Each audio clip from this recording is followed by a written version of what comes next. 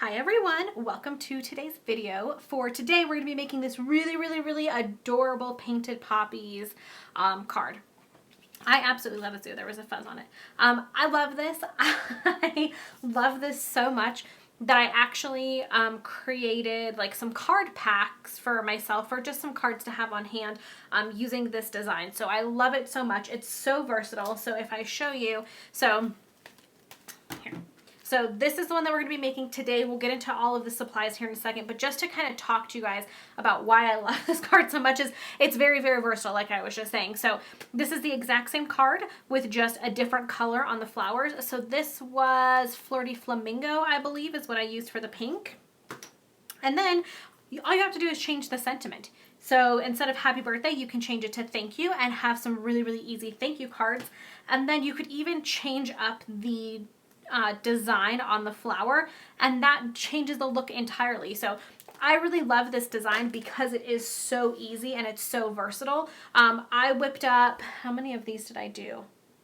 I think it was 12. I made like 12 of these cards in different variations. So it wasn't even just like the same one going. I made 4 variations in 3 colors in about an hour. So if you're also looking for something to kind of mass produce, if you had to do a bunch of thank you cards for a baby shower, or you just wanted to stock up on birthday cards or something like that, this would be really easy to do that because you can whip out quite a few in just a little bit of time. So now that I'm done with my rambling, let's go ahead and talk about what you need, because the other really good perk of this one is the supplies you need are absolutely minimal. So what you'll need is the Painted Poppies stamp set, and then you'll also need the Painted Labels dies. So these two come together as a bundle in our mini catalog. If you purchase the bundle, you save 10% off on both items. You do need both of these for this project. And then the other stamp set that we're going to be using is the Peaceful Moments. So this stamp set coordinates with another die set. I can't remember what it is off the top of my head.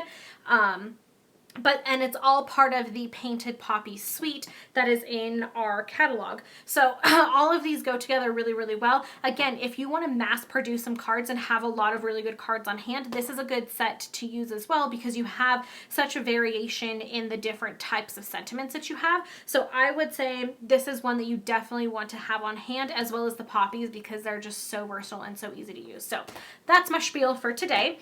For ink, we're going to be using StazOn and Coastal Cabana. Again, I used Flirty Flamingo in these that I showed you here. The other sample that I just showed you, I did use Coastal Cabana, so that's why I figured I'd use it today. But you could really do this exact same card in any single color that you have in your collection, and it would look beautiful. Like, I'm looking because all of my stamp pads are right in front of me, and I'm looking at like Gorgeous Grape. I think would be a really pretty color to do.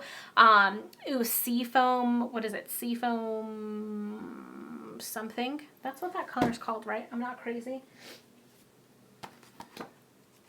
I'm not crazy, y'all. I am not crazy. Soft Seafoam. That's what it is.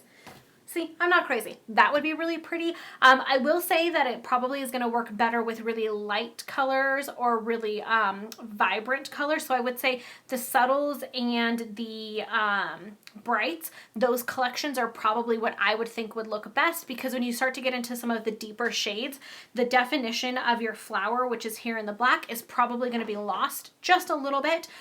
Absolutely try it. I think something like a pumpkin pie would look really nice for like during the fall time, and when you're starting to send out thank you cards and things like that. Pumpkin pie and crushed curry would be really pretty colors to try, because they're a little bit on the lighter end from the Regals collection, but I think any color really would look really nice with this. So that's what we're using for today. And then for our paper, so I'm using a couple sizes that I don't normally use. So first and foremost, ooh, I have like some stuff all over here. So first and foremost, we're going to be using a piece of Whisper White, and this is just a scrap of Whisper White. So you need a piece large enough to do your sentiment, the little placard that the sentiment is on, and then cut out the 2 flowers. So however big of a piece you need, I just had this one laying on my desk from a project I was working on earlier today, so I'm going to be using that as my scrap. And then for my first layer of my card, excuse me, This is going to be 5.5 by 4.25. So this is the exact same size as the front of our card base. You'll see here that you don't have anything on the sides. You don't have like a little border or anything. And some people ask, well, why even do a first layer if it's just going to be the exact same size? I personally like just the feel and the weight of having it separate from the card base. But if you wanted to, you could absolutely just put the elements directly down onto the card base and roll with that. I just like the feel of having double layers on the front. That's just me. It's just personal preference. You can do whatever you choose to do. So if you are going to follow my exact steps here though, we do have, again, this piece of Whisper White, which is cut at 5.5 by 4.25. And then for our card base today is cut at 11 inches by 4.25, and it is scored at 5.5. So let's go ahead and jump into it. Okay, so to start off, we are going to stamp our flowers, and I'm actually not going to stamp my greeting right now, only because I was having, oh no, I'm lying to you. Sorry, I am going to stamp my greeting because I was having the hardest time lining up the greeting in that little thing. I just think that the stamp, so I'm using the happy birthday one, I think the stamp just looks kind of funny to me. So in my mind, I can't figure out how to line it up straight. So I'm going to stamp it first, and then I'll position my die around it so that it looks like I did it perfectly in the center.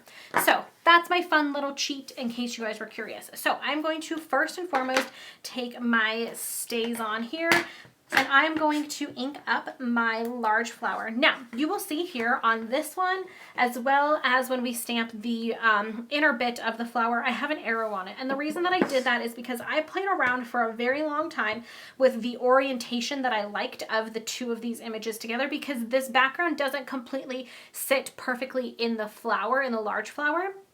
So you're gonna have a little bit of white space. And I just spent a little bit of time playing around to figure out how exactly I liked that look the most. Like, where did I like the white space? And then I just put an arrow so I know that I want my stamp facing this way each time I stamp it. So this one's a little crooked, and that's okay. I can just kind of move it with my hand. But that's a little tip. If you're a little OCD like me and you like kind of knowing how your stamp is going to look every single time, you can always do that. You can just put a little arrow when you figure out with your two stamps where you figure out how you like them positioned. You can just put a little arrow there, and you just position your stamp the same way every single time. So if I wanted to stamp my flower going this direction, that's fine. I just know that both arrows need to point that way. So it's just a fun little easy tip to kind of help you through that process. Now I'm going to take my Coastal Cabana, and I'm going to take the large kind of filler image here, and I'm going to ink it up in Coastal Cabana. And again, I want my arrow pointing towards me, and then you just kind of play with it and position it where you think you want it to go. For the smaller one, I wanted them to match, and there isn't like a filler image that matches the smaller Poppy. So what I did was I just decided that if I were to stamp this directly on top, it's going to cover the entire image, and I didn't think that that would look exactly like they coordinated, because one would have some white space and the other didn't. So what I decided to do was ink up the stamp, and then I'm just moving it down a little bit so that it doesn't completely ink up all of the flower. So you'll see if I would have kept it up a little bit more, the entire flower would have been covered in blue. If you want to do that, you can absolutely do that. But I left some white space up at the top just so that it looked like, to me, that they coordinated a little bit more. So now that's all of our stamping. Putting this away, we're seriously so close to being done with this project. It is not even funny. I'm going to take out my dies, and I usually have these out. I don't know why I put them away. And so we're going to need 3 of them. So you're going to need these 2 here that cut out the flower images, and then this little frame here, which I think is adorable. I really, really like that frame. It has tons and tons of different things that you can do with it. So we're just going to line up our dies right over our flowers, and these are actually really, really easy to line up. I was a little worried at first because I was having a hard time figuring out where exactly they lined up. But once you get it a couple times, like 1 or 2 times, and then it's like, oh yeah, I know exactly how to place that, no big deal. And as usual, I'm just using some washi tape to stick my dies down onto my piece of paper so I know that they're exactly where I want them to go. And then as you can see, I just centered the die with the sentiment. So because I didn't stamp it exactly straight, that's an easy way to help with that problem if you have a hard time stamping perfectly straight like I do. So I'm now going to take my strip of die and paper, stick that in there, stick my top on, and crank it through. I am going to cut this through twice. I don't really think you have to. Actually, we're not. We're only going to do it once. You don't need to. It's a very, very simple die. It's just cutting the outline of the images, so it's not like it's not very intricate, so you shouldn't have to worry about cutting through it twice. It should come out perfectly with just one pass in your die cutting machine. And here is our sentiment. Ta-da! So stinking cute. Okay, so what I'm going to do, I'm going to take these, set those off to the side. Probably the hardest part of making this card, I will tell you, is putting this this piece down onto our card base. And the reason I say that is because they are exactly, oops, and I'm running out of snail, which I thought was going to happen, so I had one prepared. The hardest part is trying to get these perfectly aligned. So what I have found is, let me see, I'm trying to see which side is that I want to cover up. So what I found is I start in the top or in the corner. It doesn't probably matter which corner, just whichever one is easiest for you. And I just kind of use my fingernail to kind of get it in the position that I want, making sure that it's nice and tight. And then I go on this long edge here and I just line that up really well. Stick that down, and then I'll line this edge up on the bottom and then just kind of place it down. And it may not be 100% perfect, but I promise you it's not going to be off enough that you'll really, really be able to notice it. I promise it's going to look perfectly fine.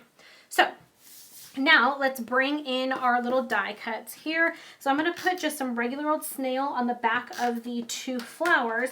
And then while we're here, I'm going to put some dimensionals on the back of our little sentiment here, just like that. Now, sorry, my nose is still a little runny if I keep sniffling. I'm not doing it intentionally, but I just realized that I was, so I'm very sorry.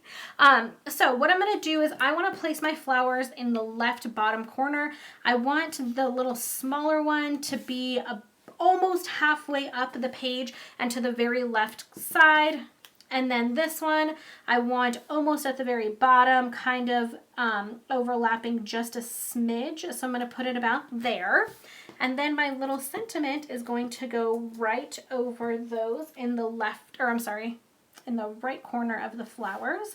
And my sentiment is almost centered, but it's not. It's still just slightly off to the left a little bit. I personally think it looks absolutely gorgeous that way. If you want to play up, move around and play with the position of them, absolutely go for it. Try it out and see what you find that you like the best. And share with me, let me know. Comment on my post that has this card in it on Instagram and let me know like what looks best to you. Did you center it a little bit more? Did you move it around? What colors did you use? I'm really, really, really curious to see how you guys take this one and change it up. So that's it, you guys. That's our project for today. It's that simple. So simple, so easy, but it's so, so beautiful. So don't forget, you can do other things. So change up the color, change up the sentiment. This thank you is from the exact same stamp set. It's from the Peaceful Moments. And then the other thing that you can do that I really liked was instead of using the solid image, this stamp set also comes with this little splatter image. So if you have someone that's a little bit more fun, and especially if you had like an artist or someone in your family that you were giving a birthday card to or something, I think that one looks absolutely gorgeous. And it's just something a little bit different. So I really hope you guys enjoyed today's project. As always, you can find any of these products just by going to littlemooncreation.stampinup.net, or you can go directly to littlemooncreation.com and see my blog and my store and my promotions and all of that fun stuff. So make sure you guys check that out, and I will see you in the next video. Bye!